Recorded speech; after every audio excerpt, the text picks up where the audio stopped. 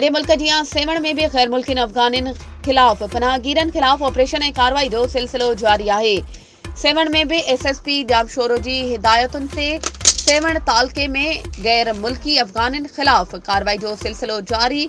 सेवण police जी 15G team मंज़ूर दल जी अॻवानी समेत 3 टीमूं पुलिस जूं जोड़ी वयूं।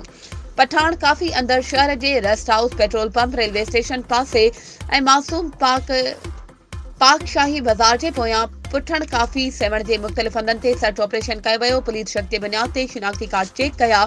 वधीक 15 पुलिस जे इंचार्ज मंज़ूर दल मीडिया सां ॻाल्हाईंदे चयो त असां अॼु जेको आहे SSP जामशोरो जी सख़्त हिदायतुनि ते सेवन सिटी में जेको आहे न 3 स्पॉटनि ते 3 टीमुनि जी शिकल में जेको आहे इहो जो अफ़गान नेशनल्स जे ख़िलाफ़ु ऑपरेशन शुरू कयो आहे ऐं उन में हिकिड़ो पठान काफ़ी ते आहे। पठान ऐं उनखे अलावा असां पेट्रोल पंप्स ऐं उनखे अलावा रेस्ट हाउस इन 3 टीमूं असां जरूर जेके मुख़्तलिफ़ 3 स्पॉटनि ते चेकिंग कनि पियूं।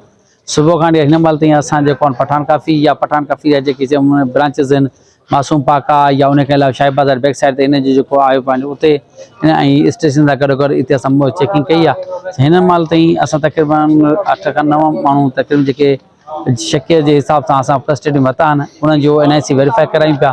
नादरा खां वेरिफिकेशन वठंदासीं। उनखे अलावा उनजो असां तलाश डिवाइस में चेक करायूं पिया।